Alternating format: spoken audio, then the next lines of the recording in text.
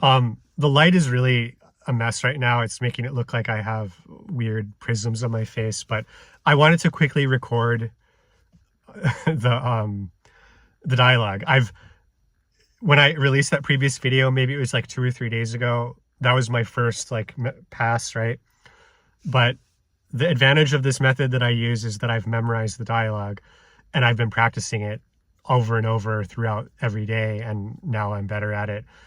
And I've solidified a lot of these words that were kind of not so good in my head. A great example is sojum bookstore. I was watching a show the other night and somebody said, I'm going to go to the bookstore and buy the book. And she said like, sojume. I don't know. Dude, I still have a lot of trouble like actually hearing in really fast speech. She either said sojume or sojumesa. And, you know, depending on how much she was going to do at the, I mean, she probably says sojumesa and then blah, blah, blah, blah, blah, whatever. Check. I think book is like check or something. There's some words I've like haven't really learned them, but I kind of know them, if that makes sense. So anyway, we're going to start with Jenny on this side and Lisa on this side. Lisa 씨, 안녕하세요. 제니 씨, 오래간만이에요. 네, 오래간만이에요. 그런데 어디 갔어요? 커피숍에 가요. 제니 씨는 어디 갔어요? 저는 서점에 가요. 친구가 학교 앞 서점에서 일을 해요. 그래요. 그럼 다음에도 봐요. 안녕히 가세요. I think at the end, when I said I was trying to remember if they said like yes or not, because there was a lot of like they when they start like just like in response to stuff. This light is killing me. But I kind of just defaulted to like a Chinese grunting sound. Like Chinese people don't really say yeah or something, they just kind of grunt. I don't think you can do that in Korean. So that was probably wrong, but otherwise I feel pretty good about it. I'm going to be moving on to the next conversation tonight. I'll try to, you know, like I said, I'm not in a race, but I do want to avoid being needlessly inefficient. I'm moving over here to get out of this weird light situation, but yeah, like, so an example of being more efficient would be, I'm going to open up the book and look at the new dialogue, but what I'm not going to do is I'm not going to do the thing where I start looking at it and then put it away before I've memorized it. I'm just going to get it out and do the first memorization pass. Just do it and have it done. And then tomorrow I'll be practicing it. And within a few days, I'll have it pretty much memorized. I do also want to mention that this book, I've been considering doing an entire video about this book but I'm holding off on it because like I'm trying to give it a chance. And one thing I will say, I've been complaining that they continually sneak words into the glossary of a dialogue. And what I mean by that is the word 먹다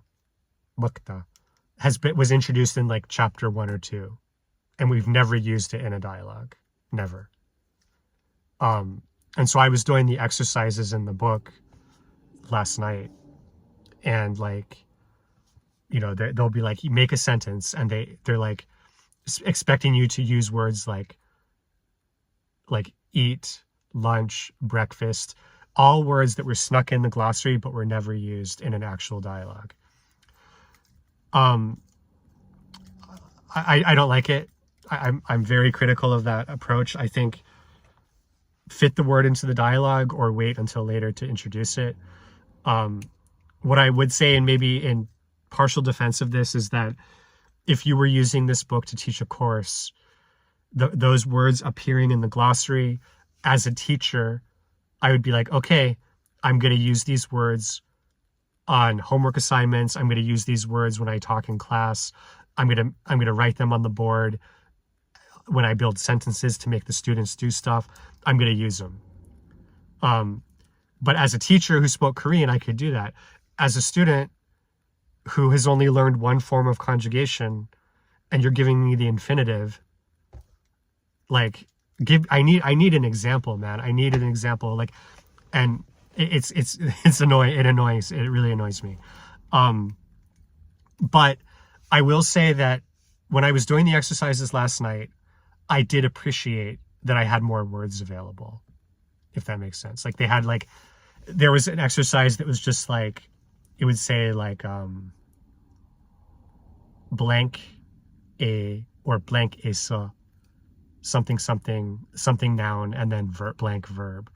And so you'd be like jipe sa, something, I don't know, jipe sa kimchi, bakseyo, right? Bakkeyo.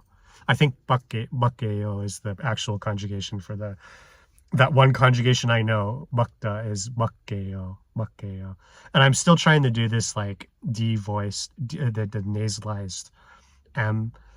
And you notice I'm doing the nasalized N too, like they.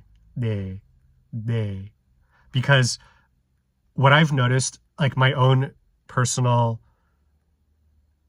appraisal of the situation, is that to me it feels like when the word na, or not, it's not na, it's like the word for yes, ne. I've noticed it's about 80% of the time people pronounce it more like nasalized de. 20% of the time they might say ne. Now for the M sound, it feels like 95% maybe. Like, I almost never hear anyone say, for example, 뭐예요.